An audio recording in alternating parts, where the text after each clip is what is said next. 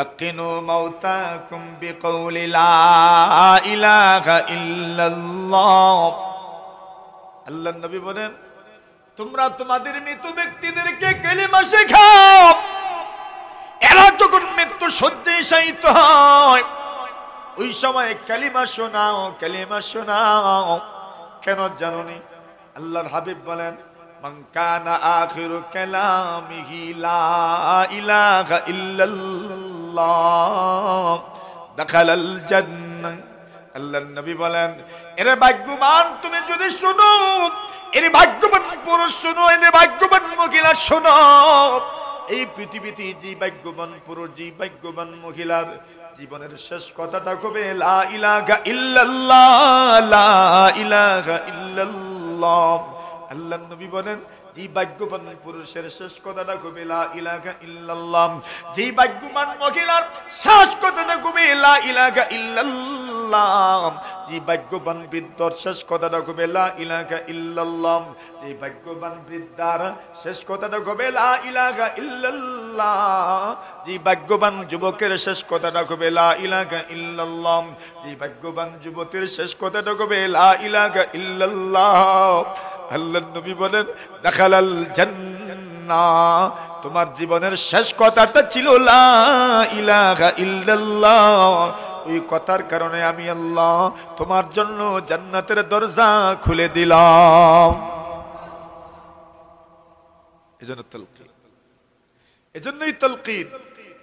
রাসূল বলেন, যার জীবনের শেষ কথা হবে লা ইলাহা ইল্লাল্লাহ দাখালাল জান্নাহ। সবার আগে কি? ঈমান। সবার আগে ঈমান। ঈমানের এত পাওয়ার, যার জীবনের শেষ কথা হবে লা ইলাহা ইল্লাল্লাহ, আল্লাহর জান্নাতের মেহমান। সুবহানাল্লাহ, কত বড় ভাগ্য! তার জীবনের শেষ কথা হয়েছে লা ইলাহা। এজন্য তালকিন করেন, লা ইলাহা ইল্লাল্লাহ। নিজে পড়বেন, এটা বলবেন না যে তুমি পড়ো, সে কোন হালতে আছে আপনি জানেন না, আপনি পড়তে থাকবেন, ইনশাআল্লাহ জবান দিয়ে আল্লাহ বের করে দিবেন লা ইলাহা। এরপরে আর বলার দরকার নেই। হ্যাঁ, লা ইলাহা ইল্লাল্লাহ বলার পরেও যদি এই ব্যক্তি আরো কোনো কথা বলে, দুনিয়াবি কথা বলে, আবার তালকিন করে। কেন? তার শেষ কথা এখন দুনিয়াবি কথা হয়ে গেছে।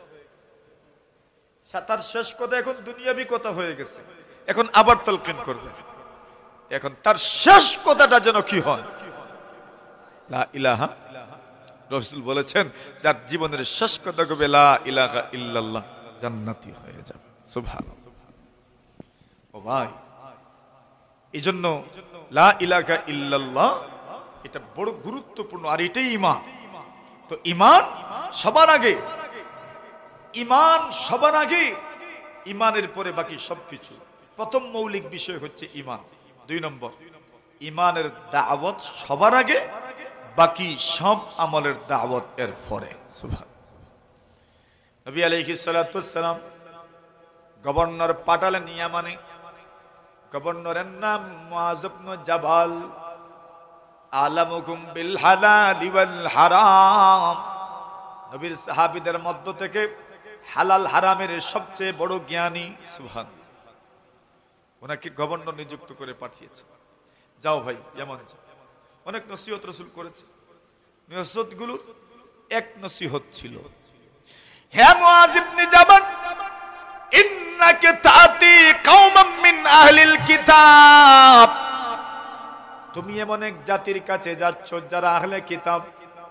আসমানি কিতাব তাদের কাছে এসেছি, আসমানি কিতাবের জ্ঞান আছে, তাওরাতের জ্ঞান আছে, ইনজিলের জ্ঞান আছে, জাবুরের জ্ঞান আছে।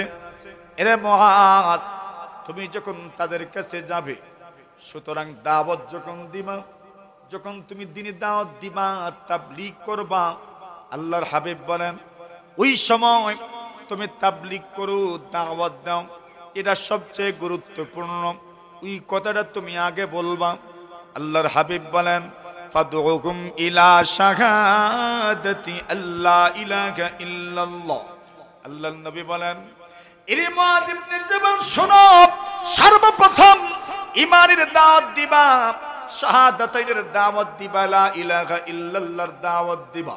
আল্লাহর নবী বলেন, এরা যদি আমাকে আল্লাহকে রব মেনে নেয়, আমাকে যদি রাসূল মেনে নেয়, এরপরে অন্য দাওয়াত। সুবহানাল্লাহ। প্রথম দাওয়াত কোনটা? ঈমান। প্রথম দাওয়াত ফাদউহুম ইলা শাহাদাতি আল্লা ইলাহা ইল্লাল্লাহ। প্রথম তাবলীগ হবে ঈমানের তাবলীগ, ঈমানের দাওয়াত। আল আহাম ফাল আহাম, সবচেয়ে গুরুত্বপূর্ণ ঈমান, এই জন্য ঈমানের দাওয়াত আগে, এরপরে গুরুত্বপূর্ণ নামাজ। এই জন্য 2 নম্বর দাওয়াত কিসের? বলেন বলেন, কিসের? নামাজের। আল্লাহর হাবিবুল মুআদ ফাইনহুম আতাউ লিযালিক, এরে মুআজ ইবনে জাবাল, এরা যদি তোমার ঈমানের দাওয়াত কবুল করে নেয়, তোমার ঈমানের দাওয়াতটা যদি মেনে নেয়, ফাআখবিরহুম আন্নাল্লাহা কাদ ইফতারাদা আলাইহিম 5 সালাওয়াতিন ফিল ইয়াউমি ওয়াল লাইলা। আল্লাহর নবী বলেন, মুআদ রে, এরা যদি তোমার ঈমানের দাওয়াত কবুল করে নেয়, তবে তুমি তাদেরকে জানায়া দিও আল্লাহ পাক রব্বুল আলামিন এদের উপর প্রতিদিন দিনে রাতে 5 ওয়াক্ত নামাজ ফরজ করেছেন। সুবহানাল্লাহ। এটা কয় নম্বর দাওয়াত? 2 নম্বর। ফাইনহুম আতাউ লিযালিক, যদি নামাজের দাওয়াত কবুল করে নেয়, নামাজের দাওয়াত তাবলীগ যদি কবুল করে নেয়, আল্লাহর নবীজি সাল্লাল্লাহু আলাইহি ওয়াসাল্লাম বলেন, ফাআখবিরহুম আন্নাল্লাহা কাদ ফারাদা আলাইহিম ফি আমওয়ালিহিমুজ যাকাত। আল্লাহ রাসূল বলেন, তুমি তাদেরকে জানায়া দিও আল্লাহ পাক তাদের সম্পদের মধ্যে যাকাত ফরজ করেছেন। সুবহানাল্লাহ। কি ফরজ করেছেন? এটা কয় নম্বর? 3 নম্বর দাওয়াত।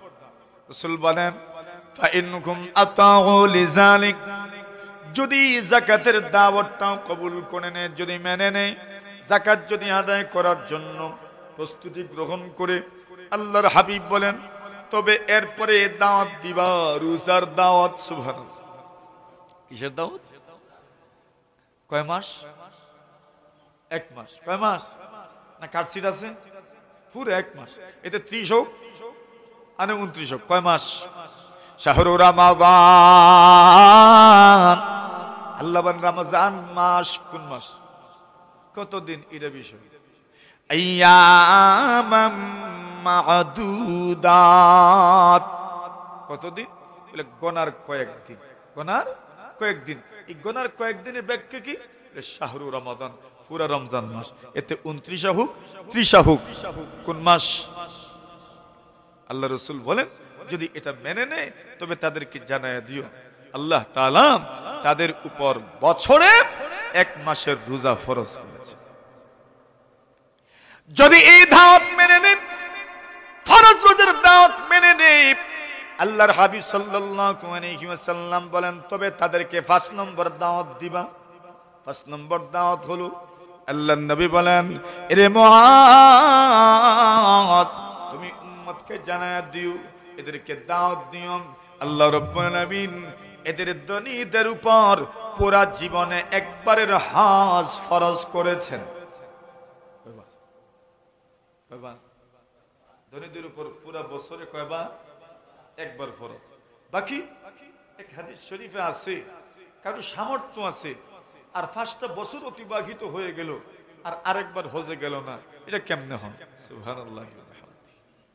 মানে 5 বছর পরে কমপক্ষে আরেকবার যেত, 5টা বছর অতিবাহিত হয়ে গেল এরপরেও গেল না, এটা একটা কত হইল? সুবহানাল্লাহ। যদিও পুরা জীবনে কয়বার ফরজ? একবার ফরজ। তো রমজানের রোজা বছরে 1 মাস। বছরে কয় মাস? 1 মাস। যাদের সামর্থ্য আছে, সুস্থ সবল মানুষ, মুসাফির নয়, বাড়িতে অবস্থানকারী, তাদের উপর ফরজ। কেউ যদি মুসাফির থাকে তবে তার উপর ফরজ নয়, সে পরে রাখলেও পারে। সুবহানাল্লাহ।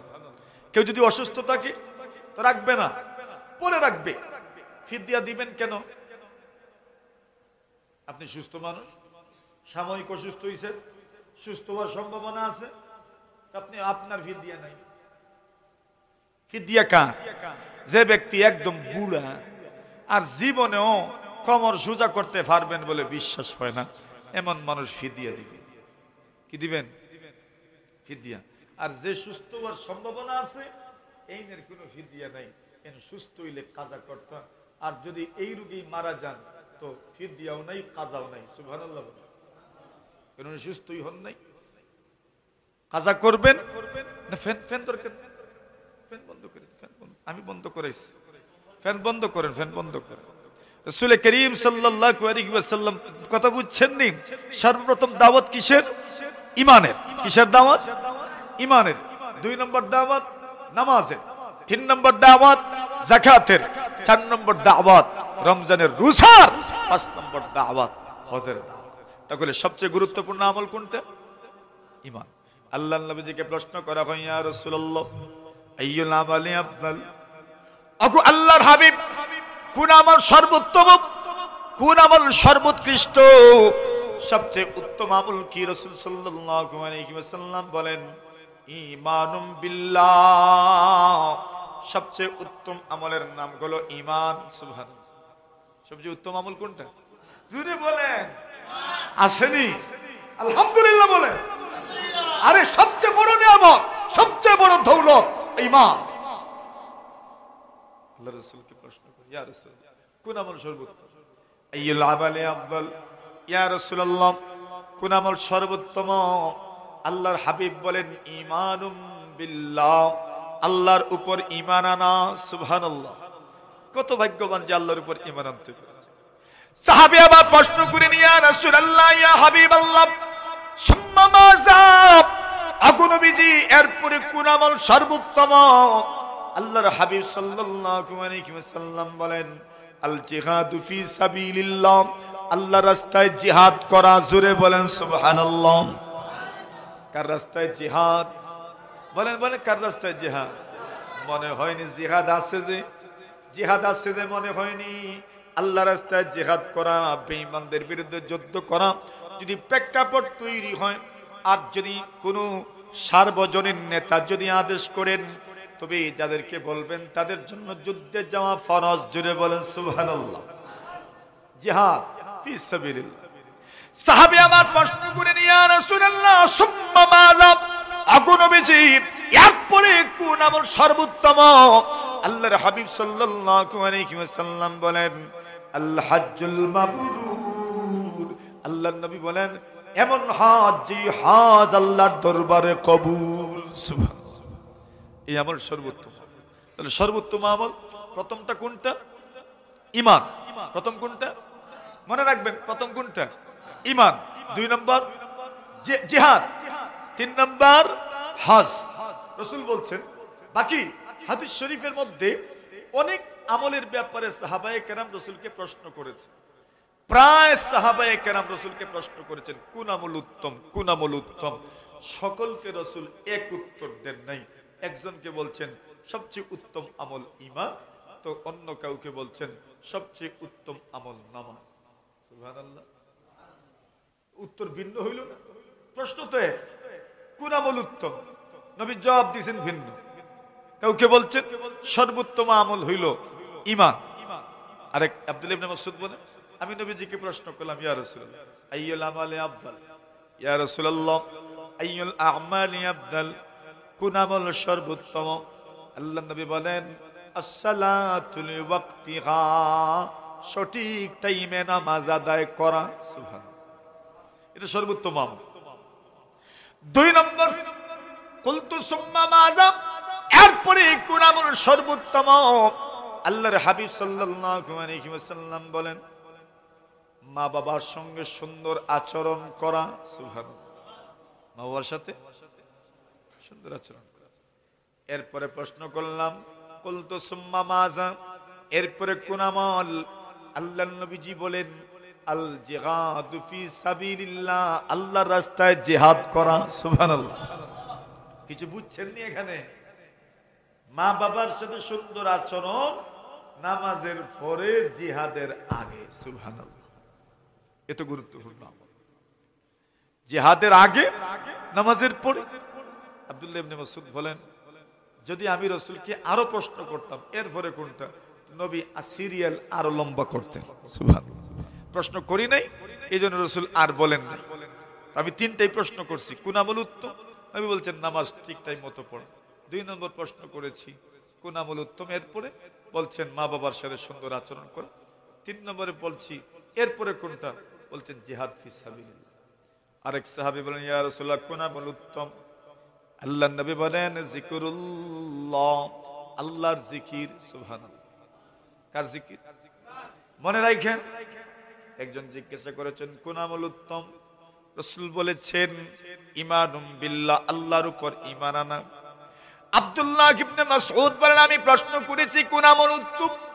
আল্লাহর হাবিব বলেছেন সঠিক টাইমে নামাজ পড়া। আরেক সাহাবী বলেন আমি প্রশ্ন করেছি ইয়া রাসূলুল্লাহ কোন আমল উত্তম? নবী বলেন জিকির করা। কি করা? জিকির করা। আরেকজন বলেন ইয়া রাসূলুল্লাহ আইয়ুল মুসলিমিনা খায়র, কোন মুমিন সর্বোত্তম? সুবহানাল্লাহ। কোন মুমিন সর্বোত্তম? আল্লাহর নবী জবাব দেন, পয়গম্বর আলাইহিস সালাতু ওয়াসসালাম জবাব দেন সর্বোত্তম মুমিন হলো মান সালিমাল মুসলিমুনা বিল লিসানিহি ওয়া ইয়াদিহি, যে মুমিন মুসলমানের থেকে কেউ কষ্ট পায় না সে সর্বোত্তম। সুবহানাল্লাহ। ভিন্ন না? উত্তর ভিন্ন হয় নাই? উত্তর তো ভিন্ন। আরেকজন প্রশ্ন করেন ইয়া রাসূলুল্লাহ মান খায়রুন নাস, কে সর্বোত্তম মানুষ? আল্লাহর হাবিব বলেন, রাসূল বলেন মাইয়ানফাউন নাস, যে ব্যক্তির মাধ্যমে মানুষ উপকৃত হয় সে হলো সর্বোত্তম মানুষ। সুবহানাল্লাহ। বুঝছেন নি?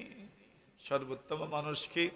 যার মাধ্যমে অন্য মানুষ উপকৃত হয়, অন্য মানুষ ফায়দাবন্দ হয়, অন্যের ফায়দা হয়। রাসূল বলেন সর্বোত্তম মানুষ। আপনার মাধ্যমে অন্যের যদি ফায়দা হয়ে যায় তবে আপনি কিভাবে অন্য মানুষ আপনার থেকে উপকৃত হতে পারে না সেই পন্থা আপনি খুঁজে বের করেন। আরেকজনের ফায়দা হয়ে যেত আমার মাধ্যমে, এটা আমরা চাইই না। ঠিক না বে? ঠিক। কিন্তু রাসূল বলেন, রাসূলকে প্রশ্ন করা হয়েছে ইয়া রাসূলুল্লাহ মান খায়রুন নাস, কি কোন মানুষ সর্বোত্তম? আল্লাহর হাবিব বলেন মাইয়ানফাউন নাস, যার মাধ্যমে অন্য মানুষ উপকৃত হয়। তো উত্তর ভিন্ন। আরেকজন প্রশ্ন করেন ইয়া রাসূলুল্লাহ ইয়া হাবিবাল্লাহ, আল্লাহর নবীজি গো কোন মানুষ সর্বোত্তম?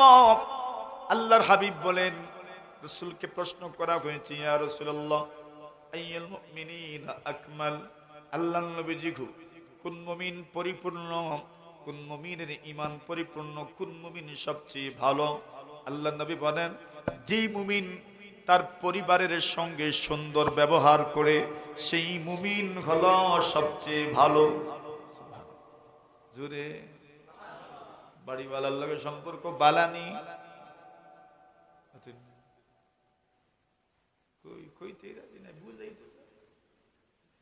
আল্লাহর হাবিব বলেন সবচেয়ে ভালো মুমিন, সবচেয়ে ভালো মানুষ কি? যেই মানুষ তার পরিবারের জন্য ভালো, তার স্ত্রীর সঙ্গে যে ভালো ব্যবহার করে, তার স্বামীর সঙ্গে যে ভালো ব্যবহার করে, রাসূল বলেন সবচেয়ে ভালো মানুষ। সুবহানাল্লাহ। জোরে এরা জোরে হইতো না।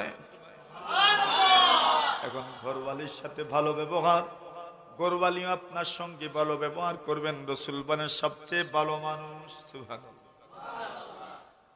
আরেকজন প্রশ্ন করেন ইয়া রাসূলুল্লাহ আইয়ুল মুমিনিনা আকমাল, আইয়ুল মুমিনিনা কিয়াস, কোন মুমিন সবচেয়ে সচেতন? আল্লাহর নবীজি বলেন সবচেয়ে সচেতন মুমিন আকসারুহুম যিকরান লিল মাউত ওয়া আশাদ্দুহুম ইস্তি'দাদাল লিমা বাদাল মাউত।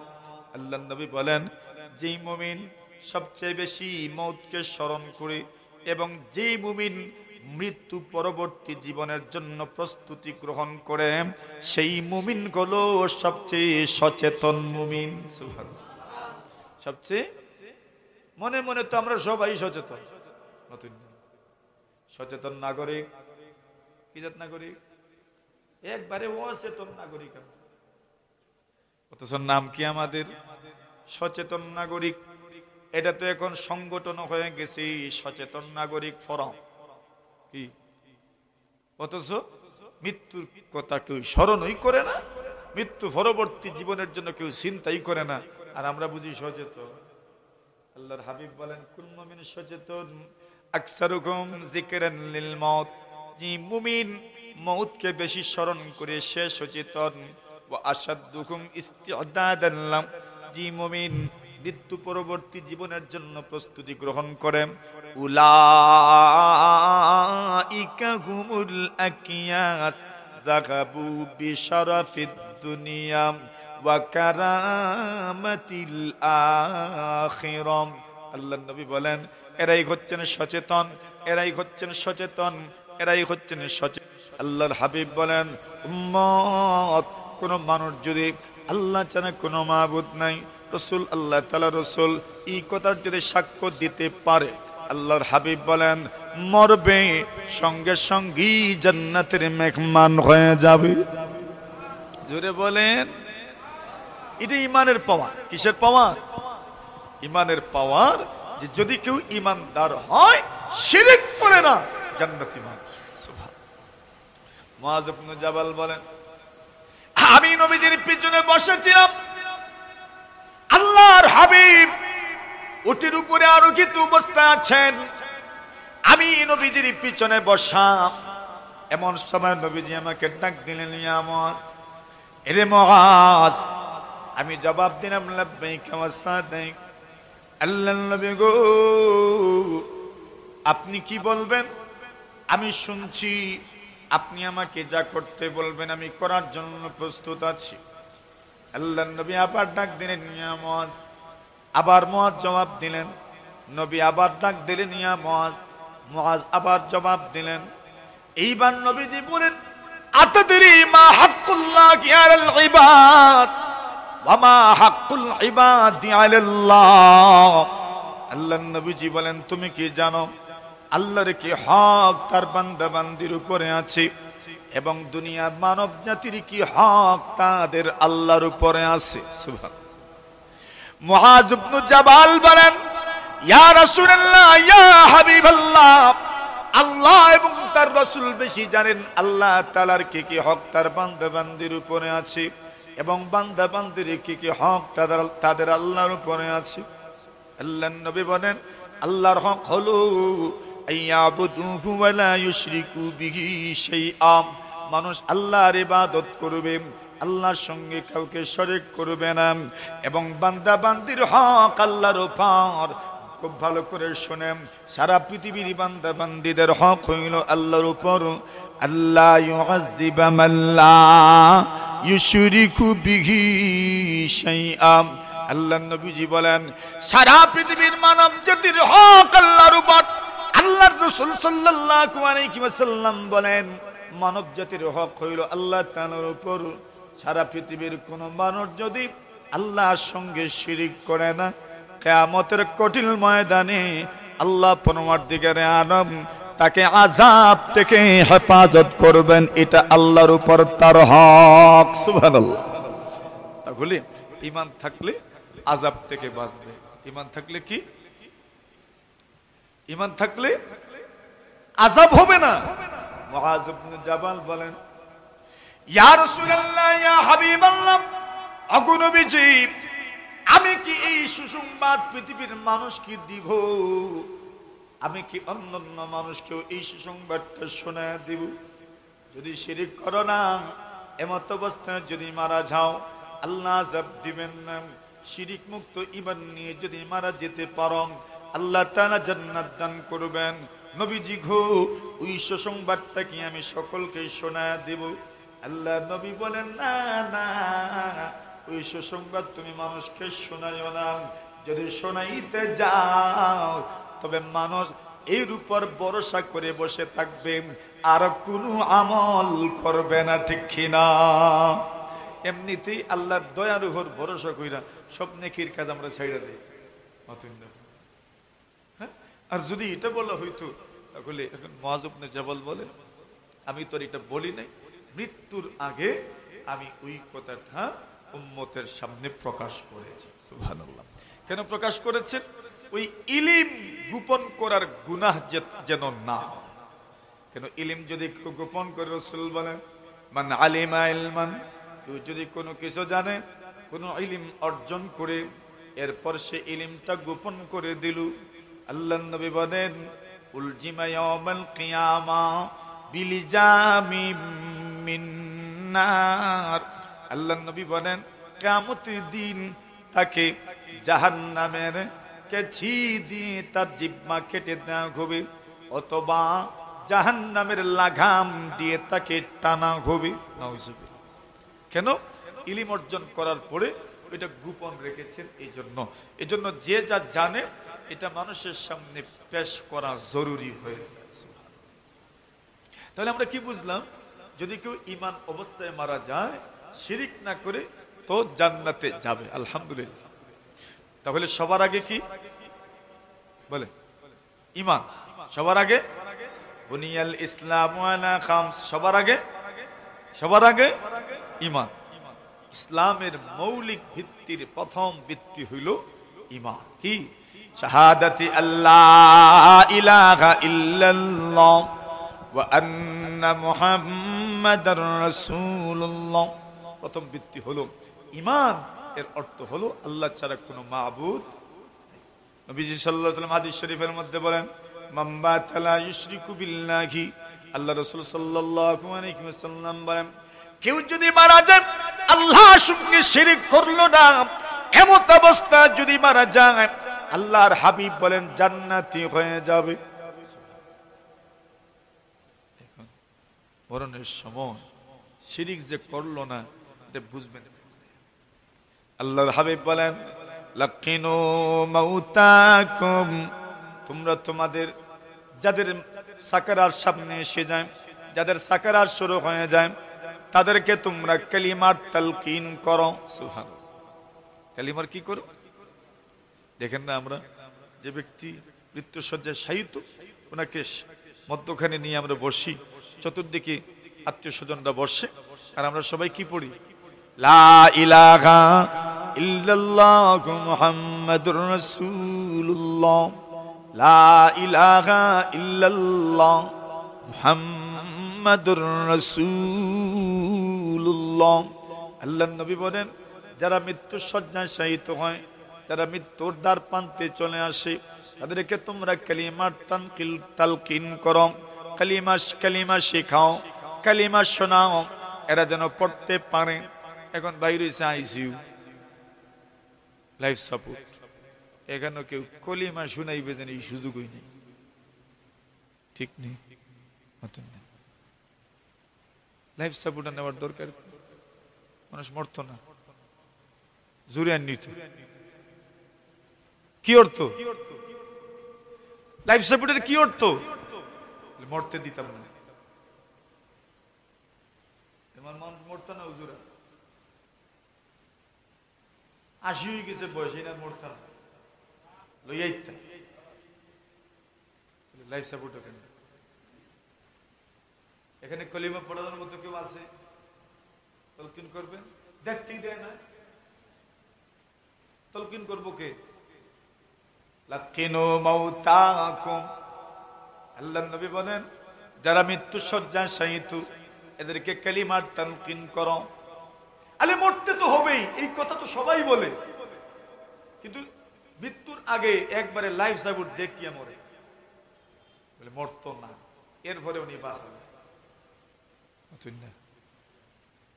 এর মানে কি? মানুষ আর মরতো না নিকো? কোন রাস্তায় তো তুমি দিলাই না, কোন রাস্তায় মরতো রাস্তা খান হইয়া না। মরার সব রাস্তা যদি বন্ধ করে দিত, মরতো কোন রাস্তায় ওখান হোক।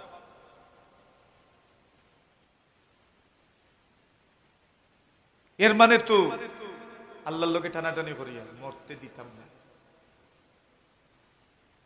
চিন্তা করে লাইফ সাপোর্টের অর্থ কি? মরতে দিতাম না। অথচ সবাই বক্তব্য দেই প্রত্যেকেই মরণশীল। প্রত্যেকেই কি মরণশীল।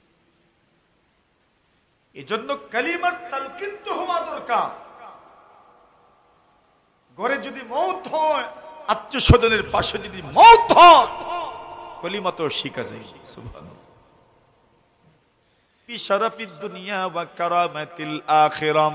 যারা দুনিয়াতেও ইজ্জতওয়ালা, পরকালেও সম্মানী। জোরে বলেন সুবহানাল্লাহ। দুনিয়াতে সম্মানী, পরকালেও তো সবচেয়ে বড় কি ভাই? ঈমান। এখন প্রশ্ন তো একই প্রায়, কিন্তু উত্তর ভিন্ন। বলছেন যার যেটার কমতি তারে এই আমলের কথা বলছেন, সুবহানাল্লাহ। অথবা এক এক আমল এক এক দৃষ্টিভঙ্গিতে উত্তম। এজন্য যার জন্য যেটা বেশি প্রযোজ্য তাকে সেই কথাই রাসূল বলেছেন, সুবহানাল্লাহ বলেন। অনেক মানুষ আপনাকে অনেক প্রশ্ন করবে, আপনি তার অবস্থা ভেদে তাকে আপনি সলিউশন দিবেন যে আপনার জন্য এটা উত্তম। কিন্তু ওই প্রশ্ন যদি অন্য কেউ করে, আপনি তাকে অন্য চিকিৎসা দিবেন, তোমার জন্য এটা উত্তম। ঠিক আছে না? কেন? বলে মানুষের অবস্থা ভেদে, প্রশ্নকারীর অবস্থা ভেদে উত্তর পরিবর্তন হয়েছে। তবে প্রশ্ন প্রায় একই। তো ঈমান সর্বোত্তম আমল। আল্লাহ বলছেন আমল কবুল হওয়ার জন্য ঈমান শর্ত। কি শর্ত বলেন? কি শর্ত? আল্লাহ বলেন মান আমিলা সালিহাম মিন যাকারিন আও উনসা ওয়া হুয়া মুমিন। যারা আমল করলো ঈমানদার অবস্থা, ইখলাসের সাথে। কারোর যদি আমলে ইখলাস থাকে না আর সুন্নতের অনুসরণ থাকে না, তো তার উদাহরণ কেমন? ইবনুল কাইয়্যিম রাহিমাহুল্লাহু তাআলা বলেন, কেউ আমল করলো, আল আমালু বিলা ইখলাসিন ওয়ালা ইকতিদাইন কাল মুসাফির ইয়ামলাউ জিরাবাহু রামালা ইয়াসকুলুহু ওয়ালা ইয়ারফা ওয়ালা ইয়ানফাহু। ইবনুল কাইয়্যিম বলেন, যে ব্যক্তি আমল করলো কিন্তু তার আমলে ইখলাস নাই, আমলে ইখলাস নাই, ইখলাস নাই, বুঝছেন নি? ইখলাস কিটা নাই? ইখলাস চিনুননি? ইখলাস মিয়া, ইখলাসুর রহমান, মুখলিসুর রহমান, এরা নয়। ইখলাস নাই মানে আল্লাহর জন্য করে নাই, একনিষ্ঠতা নাই, শুধু আল্লাহকে খুশি করার জন্য করেছে এমন নয়।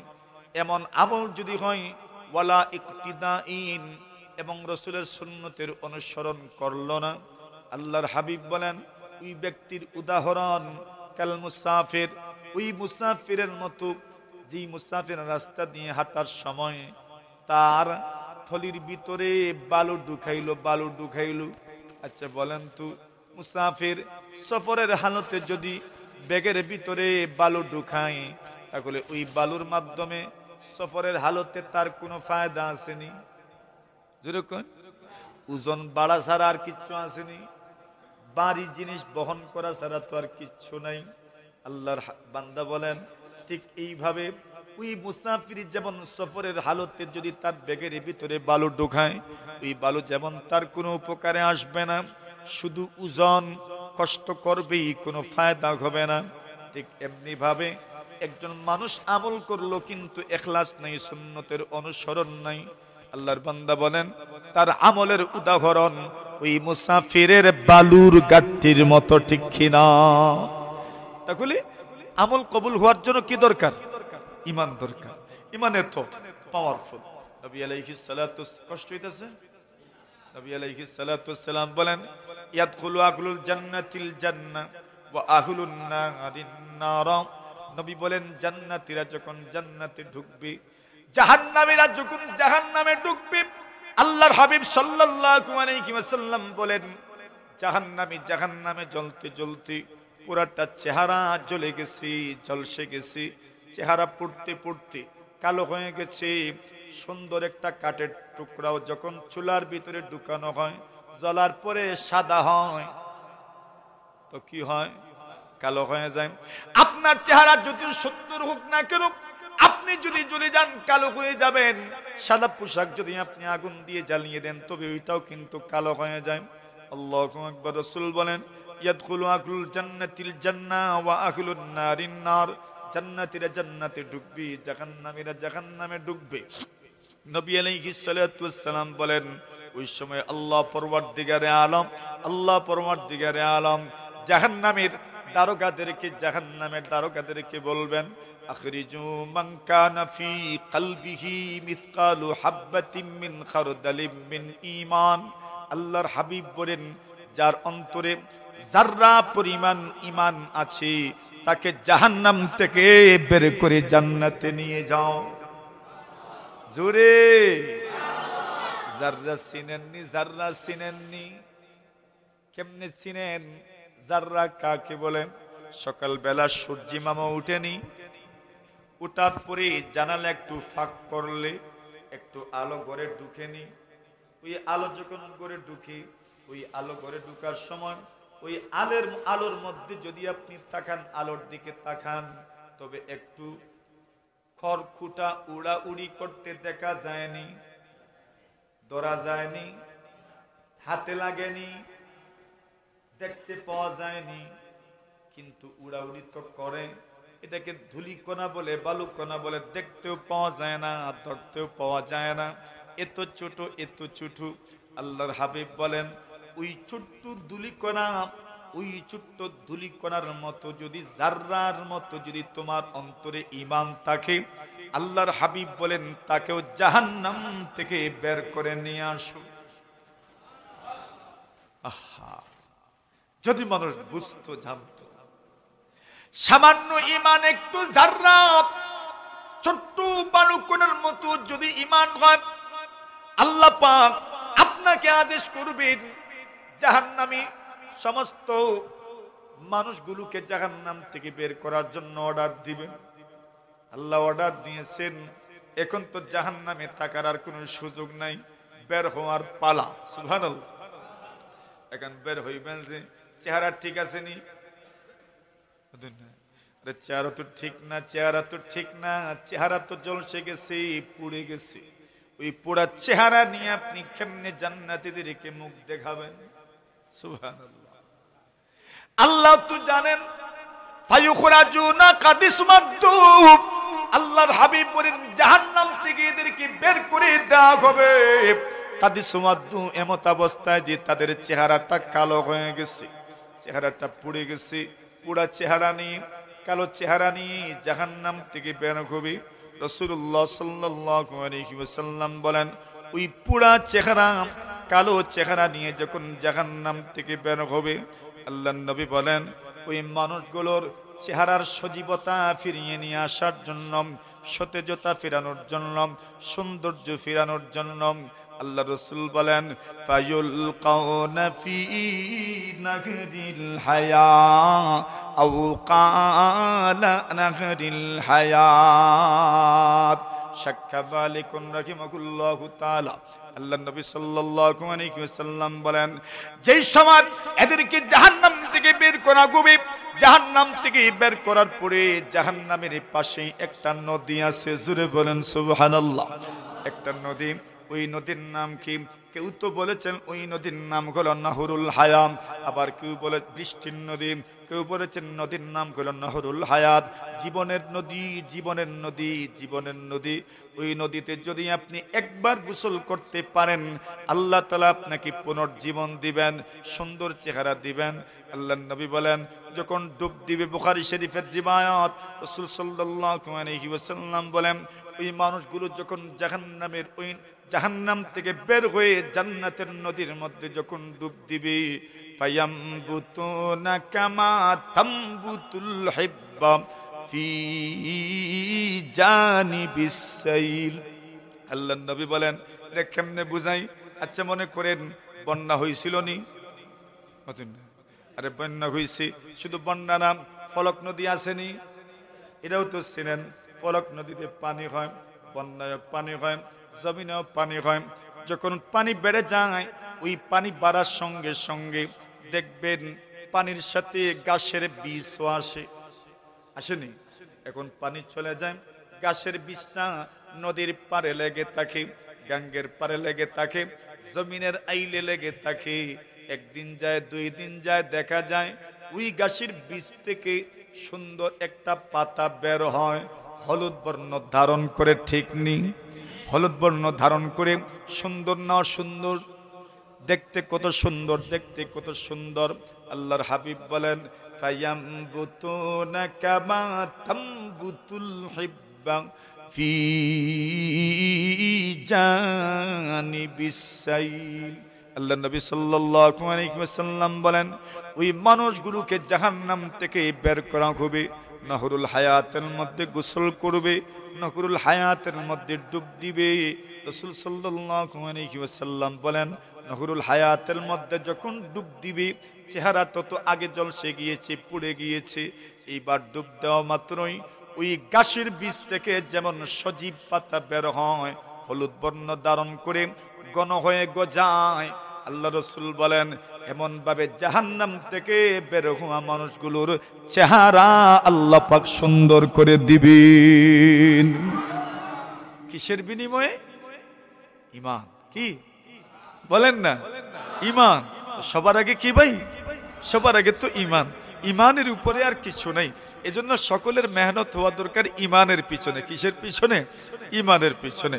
নবী আলাইহিস সালাতু ওয়াসসালাম বলেন, আলাম তারা আন্নাকা তাখরুজু সাফারা মুলতাবিয়া। আল্লাহর নবী বলেন, তুমি কি দেখো না এটা হলুদ বর্ণ ধারণ করে বের হয়, কি সুন্দর ঘন হয়ে বের হয়, কি সুন্দর বিস্তৃত হয়ে বের হয়, বড় হয়ে বের হয়, এত সুন্দর মোটা তাজা হয়ে বের হয়, হলুদ বর্ণ ধারণ করে, রঙ সুন্দর, মোটাও আবার তাজাও। সুবহানাল্লাহ, এত সুন্দর। বলছেন জাহান্নামীরা জাহান্নামে যখন ডুব দিব, জান্নাতের নদীতে যখন ডুব দিব, নহরুল হায়াতের মধ্যে যখন ডুব দিব, ওই ডুব দেওয়ার সাথে সাথে তাদের চেহারা সুন্দর হয়ে যাবে। কি পরিমাণ সুন্দর হইব? রাসূল বলছেন এরা তো দ্বিতীয় পর্যায়ের জান্নাতি। বলছেন আসমানের সবচেয়ে উজ্জ্বল সিতারা তারকা যেটা, এটার চাইতেও আরো সুন্দর হইব। আর জোরে কিসের পাওয়া? ঈমানের পাওয়া। তাও কতটুকু? এক টিক্কি। আমাদের ভাষায় কিতা? টিক্কি না টিক্কা? অতুন না, এক টিক্কা বা টিক্কা, জের দেন আর জবর দেন, জিডাই দেন, টিক্কা নাই টিক্কি সমান হই। হ্যাঁ, কতটুকু? এক টিক্কি অথবা এক টিক্কা ঈমানের এত পাওয়া। সুবহানাল্লাহ। এজন্য ঈমানের মেহনত। আল্লাহ বলেন এই দুনিয়াতে যত নবী রাসূল প্রেরণ করেছি, সব নবী রাসূলকে প্রথমেই যে দাওয়াতের কথা বলেছি, সে দাওয়াত হইল আন্নাহু লা ইলাহা ইল্লা আনা ফা'বুদুন, আমি আল্লাহ ছাড়া আর কোনো মাবুদ নাই, একমাত্র আমারই ইবাদত করো। সুবহানাল্লাহ। ও ভাই, এজন্য ঈমান মজবুত হওয়া দরকার। আমাদের সন্তানদের ঈমান মজবুত করা দরকার। এদের অন্তরে, এদের তো যে গাছ, ছোট গাছ, ওই গাছের পিছনে আপনি পানি দিবেন, গাছ বড় হবে, ভালো ফল দিবে। গাছের যত্ন দিবেন না তো শ্যামা লাগবে না। না, শ্যামা বুঝেননি? শ্যামা লাগেনি? শ্যামা লাগে, শ্যামা লাগে। শ্যামা লাগায়েন না। সন্তানদের পিছনে মেহনত দরকার, পরিষ্কার দরকার। পরিষ্কার কি? ময়লা আবর্জনা চতুর্দিকে থাকলে গাছের শ্যামা লাগে। আমার সন্তানের চতুর্দিকে যদি খারাপ মানুষের আনাগুনা হয়, আমার সন্তানেরও ঈমান ও শ্যামা লাগবো না। আর ও জাতি ইমানদারের মানুষ কয় শ্যামা ঈমান।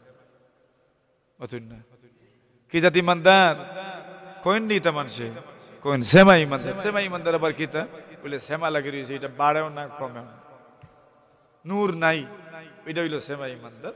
তো বলছেন এখন যদি আপনি চতুর্দিকে ভালো মানুষের সাথে আনাগুনা থাকে, ঈমানে মজবুতি আসবে, দৃঢ়তা আসবে।